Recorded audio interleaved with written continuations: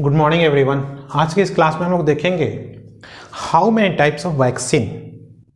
इसके पिछले क्लास में हम लोग देखे थे क्या कि वैक्सीन क्या होता है और यह किस प्रकार से हमारे बॉडी को है ना किसी पार्टिकुलर किसी स्पेसिफिक डिजीज के विरुद्ध हमारे बॉडी में डिजीज होने से रोकता है, हमारे बॉडी के इम्यून सिस्टम को कैसे एक्टिवेट करता है किसी पार्टिकुलर डिजीज के अगेंस्ट, है ना। आज हम लोग देखते हैं कि ये जो वैक्सीन बनते हैं, जो वैक्सीन बनता है तो वो वैक्सीन किस थ्योरी पर आधारित होता है। कहने का मतलब ये है कि उस वैक्सीन में जो पैथोजन यूज होते हैं वो पैथोजन किस फॉर्म में, किस रूप में मौजूद रहते हैं।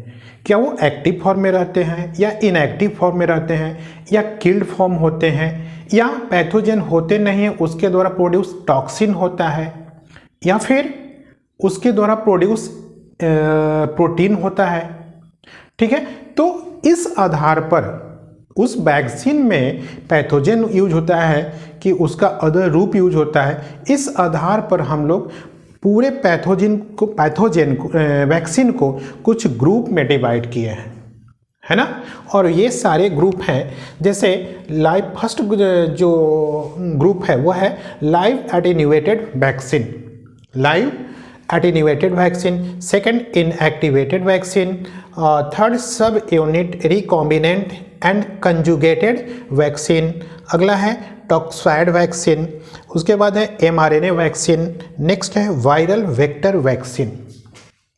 तो ये जो वैक्सीन का ग्रुप है ना, वो किस आधार पर, किस सिद्धांत से वैक्सीन को प्रिपेयर किया गया है उसके अनुसार बनाया गया है। तो आइए हम लोग देखते हैं हर एक ग्रुप को अलग अलग, किस ग्रुप का वैक्सीन कैसे बनता है, उसमें पैथोजन किस रूप में इंट्रोड्यूस, वैक्सीन में पैथोजन को किस रूप में इंट्रोड्यूस कराया जाता है ना। मेन थीम क्या है, वैक्सीन का मेन थीम क्या है, जिस डिजीज का वैक्सीन बनाना है उस डिजीज का कॉजिंग एजेंट जो है, चाहे वो बैक्टीरिया हो, वायरस हो, चाहे जो हो, ठीक है ना, उस पैथोजन को इंट्रोड्यूस कराना बॉडी में, और बॉडी में जा कर के वो हमारे इम्यून सिस्टम को इंड्यूस करे और उस इंडक्शन के अगेंस्ट में बॉडी का इम्यून सिस्टम क्या हो, एंटीबॉडीज क्रिएट करे। और वो एंटीबॉडी जब एक बार क्रिएट हो जाता है तो पूरे लाइफ स्पैन बना रहता है, जिससे कि फ्यूचर में, है ना, यदि उस डिजीज का कोई वायरस या कोई पैथोजन आपके बॉडी पर अटैक करता है तो आपका इम्यून सिस्टम उससे फाइट करके उसको डिस्ट्रॉय कर दे, है ना। तो आइए हम लोग देखते हैं, पहला है live attenuated vaccine. Live attenuated vaccine नाम से ही स्पष्ट है, लाइव। इसमें जो पैथोजन यूज होते हैं इस वैक्सीन को बनाने में, जो पैथोजन यूज होते हैं वो पैथोजन जो होते हैं लाइव होते हैं।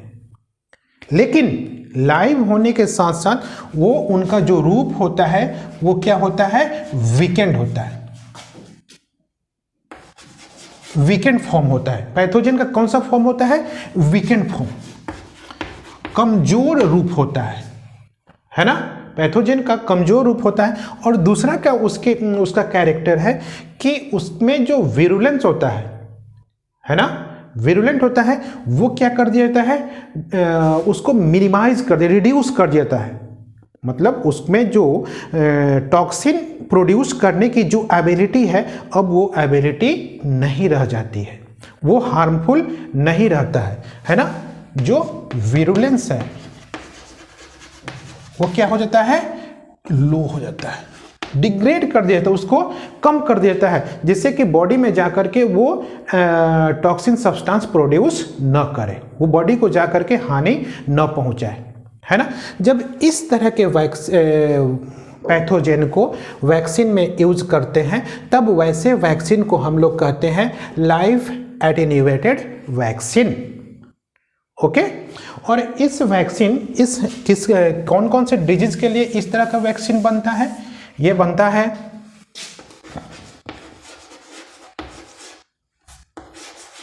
मीजिल्स के लिए, मीजिल्स का, मॉम्स का, या फिर मम्स का बनता है, मीजल्स का बनता है, स्मॉल पॉक्स का भी बनता है। मतलब इन सारे डिजीज के लिए जो वैक्सीन बनता है इसी थ्योरी पर आधारित होता है। उसमें जो इसके कॉजिंग एजेंट होते हैं वो लाइव फॉर्म में होते हैं, लाइव होते हैं लेकिन वीकेंड होते हैं, कमज़ोर होते हैं। वो बॉडी में जाने के बाद भी बॉडी में डिजीज प्रोड्यूस करने की क्षमता नहीं रखते हैं। अगला हम लोग देखते हैं, है ना, सेकंड है इनएक्टिवेटेड वैक्सीन। ऐसा वैक्सीन जिसमें पैथोजन जो होता है वो इनएक्टिवेट होता है, मीन्स वो जो वैक्सीन होता है उसमें पैथोजन होते हैं किल कर दिए जाते हैं, है ना, with some specific chemical substance the pathogen are killed. Pathogen को इनएक्टिव अलाइव कर दिया जाता है, वो किल्ड हो गए। जैसे कुछ सब्सटेंस है, जैसे फॉर्मेल्डिहाइड,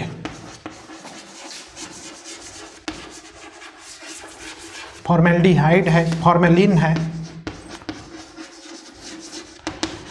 ठीक है, ये केमिकल सब्सटेंस है, ठीक है ना। ये केमिकल सब्सटेंस क्या करते हैं, उस पैथोजन को किल कर देते हैं। जब वो किल हो जाएंगे तब क्या होगा, उनमें मल्टीप्लिकेशन की क्षमता ही नहीं रह पाएगी, और जब वो मल्टीप्लाई नहीं करेंगे तब ग्रो नहीं करेंगे, बॉडी में ग्रो नहीं करेंगे तो बॉडी को हार्म नहीं पहुंचाएंगे। वो केवल इसलिए इंट्रोड्यूस कराया जाता है कि बॉडी को याद दिलाया जाता है कि हम एक वायरस हैं, है ना, हमको तुम अपने मेमोरी में याद कर लो और हमारे विरुद्ध एक एंटीबॉडीज क्रिएट कर लो।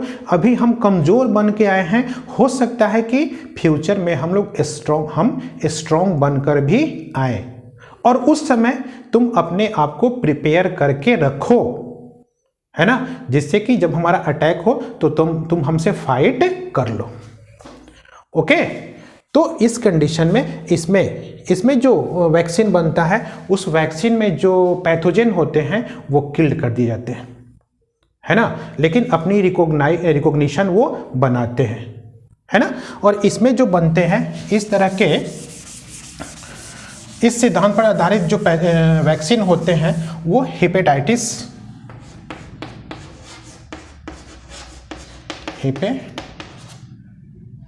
ए के जो वैक्सीन होता है, इस डिजीज के लिए जो वैक्सीन बनता है ना वो इसी थ्योरी पर आधारित होता है। ओके, इसके अलावा पोलियो भी इसी सिद्धांत पर बनता है ना, पोलियो बनता है, रैबिज बनता है, ठीक है। इन डिजीज के जो वैक्सीन होते हैं इस पर आधारित होते हैं। अगला है सब यूनिट वैक्सीन, है ना। नेक्स्ट कौन सा, सब यूनिट।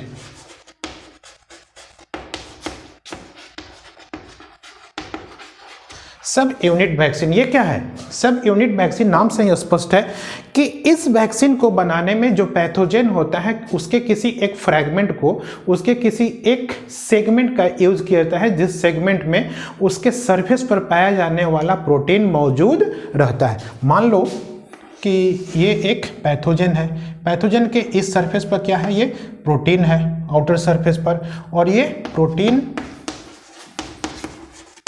किस रूप में है, एंटीजन के रूप में, है ना। तो क्या किया जाता है, इस फ्रैगमेंट्स को, इस प्रोटीन को यहाँ से आइसोलेट कर लिया, अलग कर लिया, रिमूव कर लिया जाता है, और फिर इस प्रोटीन को, ये प्रोटीन रिमूव हो गया वहाँ से, पैथोजन से रिमूव हो गया प्रोटीन, और फिर इस प्रोटीन को वैक्सीन में यूटिलाइज कर दिया जाता है। इसी प्रोटीन को, पूरे पैथोजन को न करके इस प्रोटीन वाले सेगमेंट को अलग करके उसको वैक्सीन में यूटिलाइज किया जाता है। इसको हम लोग कहते हैं सब यूनिट। इस तरह से जो वैक्सीन बनता है उसे हम लोग कहते हैं सब यूनिट वैक्सीन। नेक्स्ट है रिकॉम्बिनेंट वैक्सीन।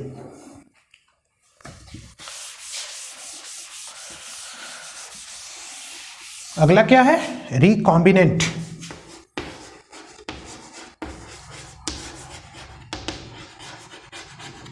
रिकॉम्बिनेंट वैक्सीन, ये जो वैक्सीन होता है, ये वैक्सीन, रिकॉम्बिनेंट वैक्सीन जो होता है मेनली जेनेटिक इंजीनियरिंग के टेक्निक पर आधारित होता है। इसको प्रिपेयर करने में, इस वैक्सीन को बनाने में जेनेटिक इंजीनियर टेक्निक का इंजीनियरिंग टेक्निक का यूज होता है। वो कैसे, देखो मान लो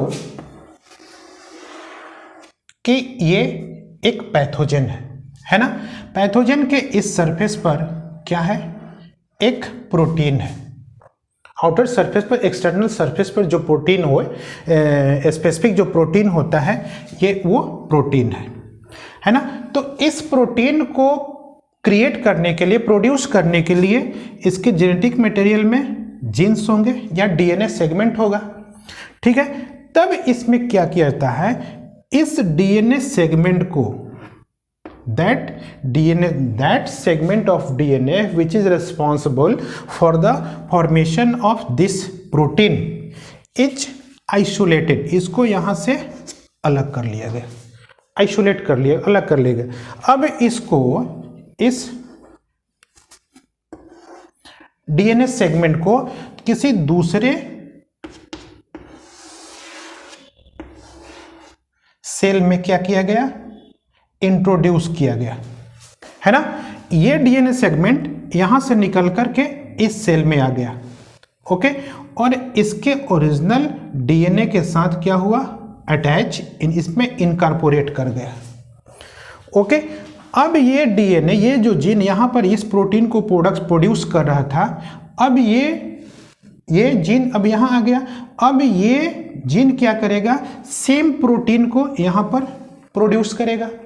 जब ये सेल, पूरा सेल मल्टीप्लाई करेगा,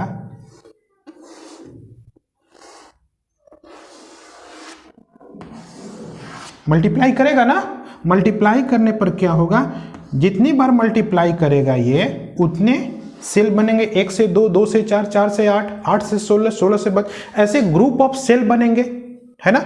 और जितना अधिक सेल बनेगा उससे क्या होगा, उतना ही अधिक क्वांटिटी में प्रोटीन बनेगा ना। इन सारे सेल के द्वारा ये जीन यहाँ से निकल करके जो इस प्रोटीन को यहाँ पर बना रहा था, उस जीन को यहाँ से आइसोलेट करके निकाल लिए और एक दूसरे सेल में इंट्रोड्यूस कराए, ठीक है ना। अब वो प्रोटीन यहाँ पर बनाएगा और डिवाइड करेगा और उतना ही अधिक संख्या में प्रोटीन का फॉर्मेशन होगा। अब इस प्रोटीन को हम लोग क्या करेंगे, वैक्सीन बनाने में इस प्रोटीन का यूज करेंगे। समझ में आया?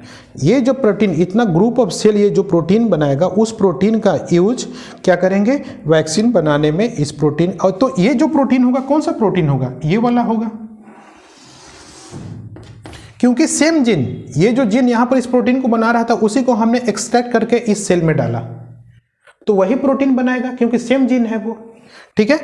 अब क्या होता है, जैसे इसमें हेपेटाइटिस बी के केस में, हेपेटाइटिस बी जो होता है ना, उसमें क्या होता है,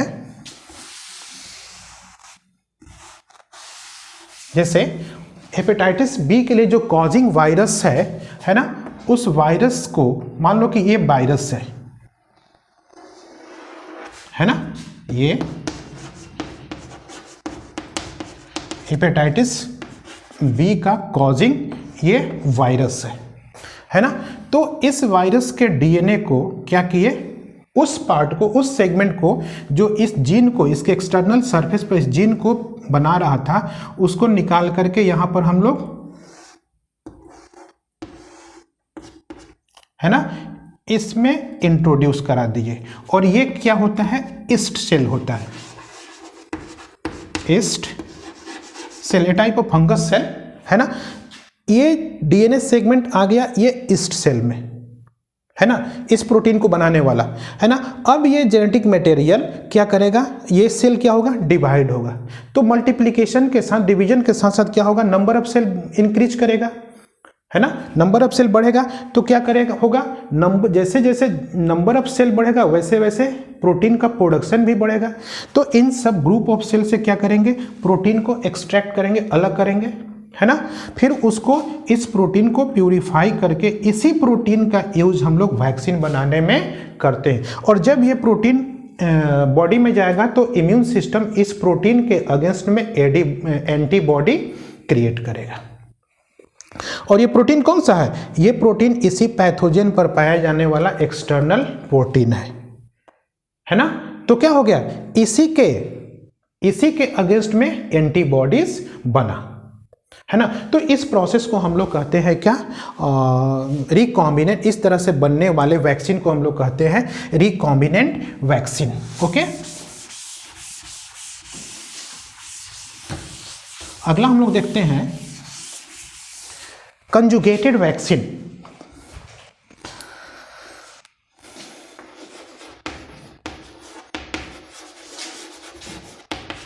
कंजुगेटेड वैक्सीन समझ में आ रहा है या नहीं आ रहा है?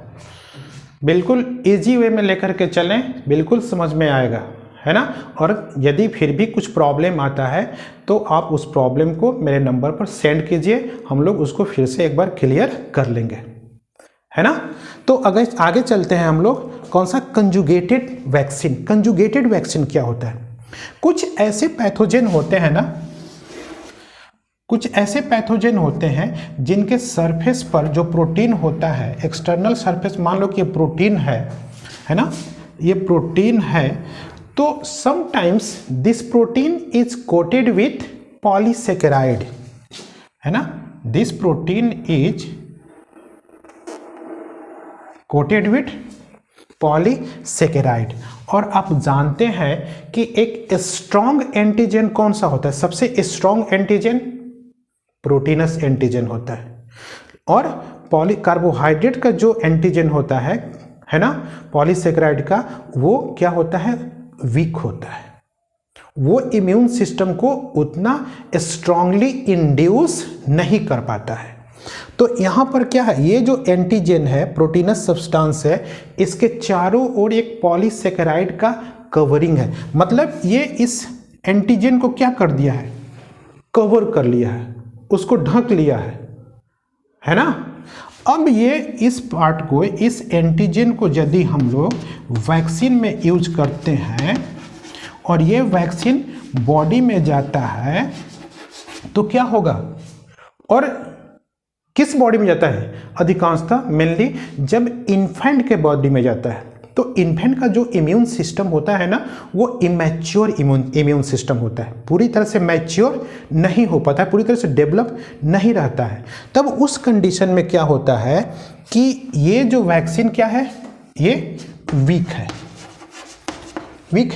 Due to the coating with from the polysaccharide से कोटिंग के कारण ये वीक हो गया है, पूरी क्षमता से इंड्यूस नहीं कर पाएगा।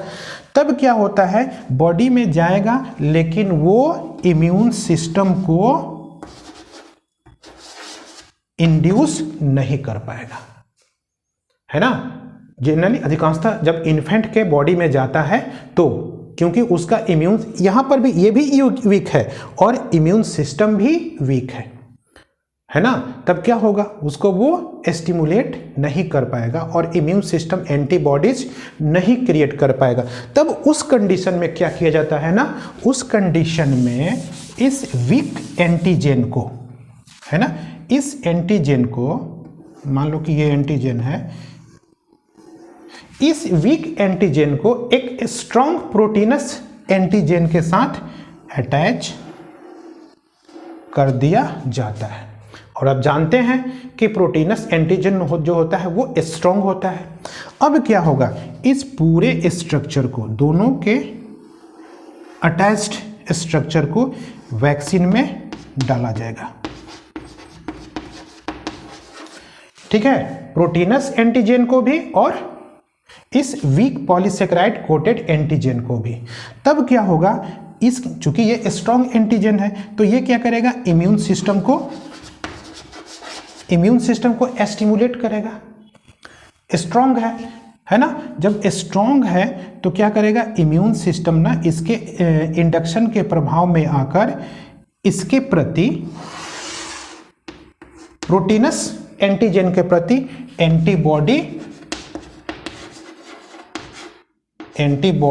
क्रिएट करेगा। और चूंकि ये वीक एंटीजन जो है उसी स्ट्रॉन्ग एंटीजन के साथ है, तो जब इम्यून सिस्टम इसके अगेंस्ट में एंटीबॉडी बनाएगा तो उसके साथ साथ इसके अगेंस्ट में भी एंटीबॉडी बनाएगा। क्यों? क्योंकि ये जो वीक एंटीजन है स्ट्रॉन्ग एंटीजन के साथ मौजूद है। तब उस कंडीशन में क्या होगा कि ये जो इम्यून सिस्टम है ये तो इंड्यूस किया, जब ये इंड्यूस हो गया तो अपना एक्टिविटी शुरू कर दिया, है ना। और एक्टिविटी शुरू किया तो सबसे पहले क्या किया, इस स्ट्रॉन्ग एंटीजन के अगेंस्ट में एंटीबॉडी बनाया, और फिर उसके साथ साथ इस वीक एंटीजन के अगेंस्ट में भी एंटीबॉडी क्रिएट किया। ओके, तो इसको हम लोग कहते हैं ऐसे वैक्सीन को कंजुगेटेड वैक्सीन। जैसे इससे बनने वाला वैक्सीन है हेमोफाइलस इन्फ्लुएंजा, ठीक है। इस डिजीज का जो वैक्सीन बनता है इसी कंजुगेटेड वैक्सीन की तरह बनता है। नेक्स्ट हम लोग देखते हैं टॉक्सॉइड वैक्सीन। टॉक्सॉइड वैक्सीन क्या होता है, ये टॉक्सॉइड कुछ ऐसे पैथोजन होते हैं ना जो बॉडी में एंट्री के साथ ही बहुत ही हार्मफुल टॉक्सिन प्रोड्यूस करते हैं, है ना। जैसे कोई पैथोजन है तो ये जैसे ही बॉडी में इंटर करेगा ना तो ये टॉक्सिन प्रोड्यूस करेगा, और ये टॉक्सिन क्या होता है, पॉइजनस प्रोटीन होता है, पॉइजनस प्रोटीन होता है ना। तो ये जो टॉक्सिन है this toxin is more harmful than this pathogen.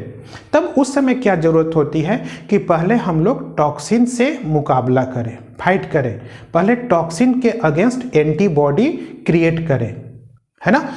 तब उस कंडीशन में क्या होता है, इस टॉक्सिन से या प्रोटीन को, इस पॉइजनस प्रोटीन को यहाँ से लिया जाता है टॉक्सिन से, और उसी से वैक्सीन बनाई जाती है।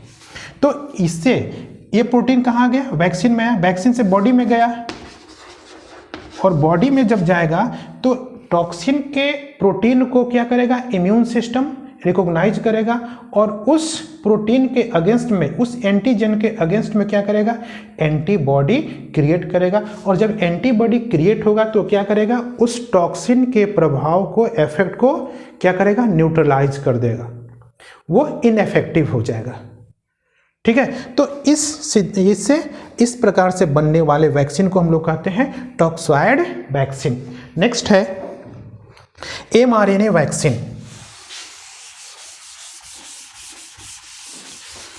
mRNA vaccine, mRNA vaccine. पहले थोड़ा सा हम लोग समझ लें कि mRNA क्या होता है।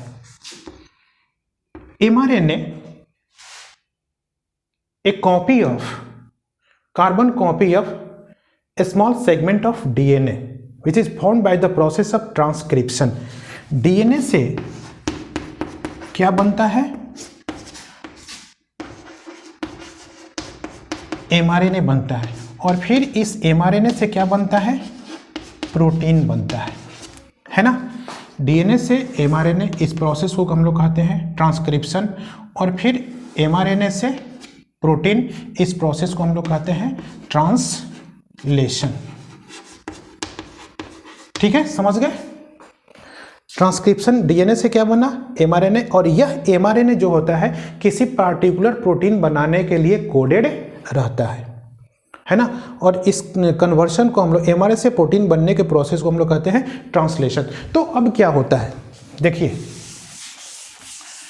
इसमें क्या होता है कि जिस प्रोटीन को एंटीजन के रूप में लेना है ना, क्या करेंगे, उस प्रोटीन को बनाने वाले जो डीएनए का सेगमेंट है, ग्रुप ऑफ जीन है ना, उस जीन को कॉपी करेंगे mRNA के रूप में, ठीक है। और फिर इस mRNA को कोटेड कर देंगे लिपिड से।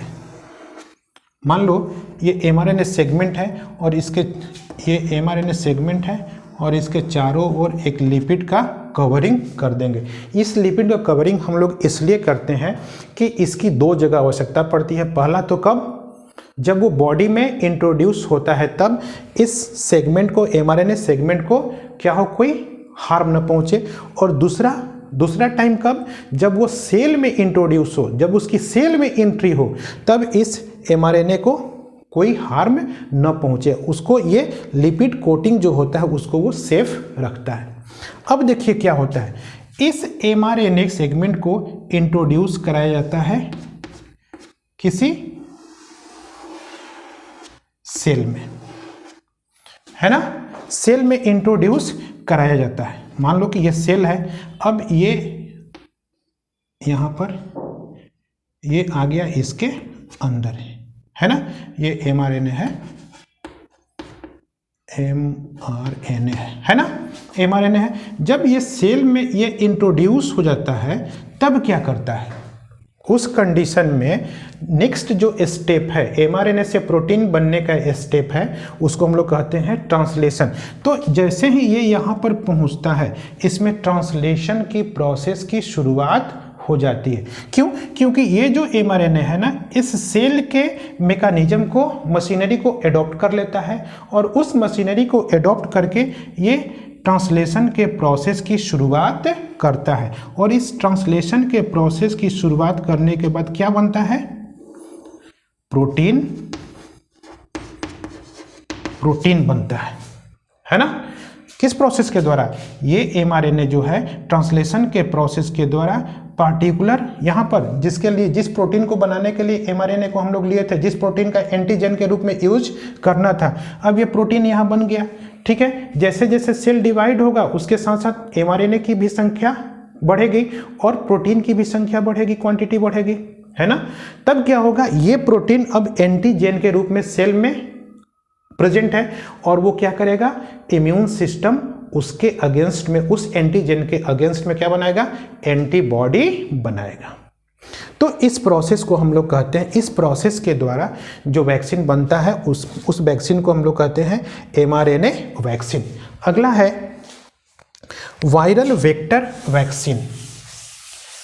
क्या है, वायरल वेक्टर वैक्सीन। ये क्या होता है ना, वायरल वेक्टर वैक्सीन में जो जेनेटिक मटेरियल होता है, जिस प्रोटीन को बनाना है, जिस पैथोजन के प्रोटीन को बनाना है, उस पैथोजन के जेनेटिक मटेरियल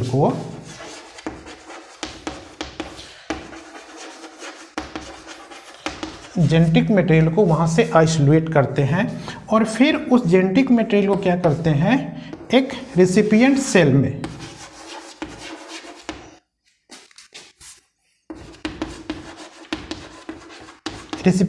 में इंट्रोड्यूस कराया जाता है। और ये जो यहाँ से जेनेटिक मटेरियल का इस सेल के अंदर इंट्रोडक्शन होता है, एंट्री होता है with the help of A viral vector. जो इसके अंदर एंट्री होती है ना, वो एंट्री किसके माध्यम से कराई जाती है, एक वायरल वेक्टर के माध्यम से इसके इस सेल में इसकी एंट्री, जेनेटिक मटेरियल की एंट्री कराई जाती है। इसीलिए इस वैक्सीन को हम लोग कहते हैं वायरल वेक्टर वैक्सीन। और फिर यहाँ पर आकर के ये जेनेटिक मटेरियल उस प्रोटीन को क्रिएट करता है, प्रोटीन का प्रोडक्शन करता है और वह प्रोटीन एंटीजन के रूप में वर्क करता है और फिर हमारा इम्यून सिस्टम जो होता है उस एंटीजन के अगेंस्ट में एंटीबॉडी बनाता है ना। इन दोनों का एग्जाम्पल हम लोग दे सकते हैं, चाहे वो mRNA वैक्सीन हो या फिर वायरल वेक्टर वैक्सीन हो, दोनों का एग्जाम्पल सेम हो सकता है। और वो जो वैक्सीन है, वो जो एग्जाम्पल है, द लेटेस्ट वैक्सीन इज कोविड-19, है ना। ये दोनों प्रकार से कोविड-19 का जो वैक्सीन बनता है, दोनों मेथड से बनता है, चाहे वो mRNA वैक्सीन हो चाहे वो वायरल वेक्टर वैक्सीन से हो। ओके, हमको लगता है कि ये डिफरेंट टाइप्स ऑफ वैक्सीन आपको समझ में आ गया होगा। फिर भी यदि कहीं कुछ प्रॉब्लम आता है तो आप प्रॉब्लम को सेंड करके अपना कंसेप्ट क्लियर करने का प्रयास करेंगे। Okay, thanks.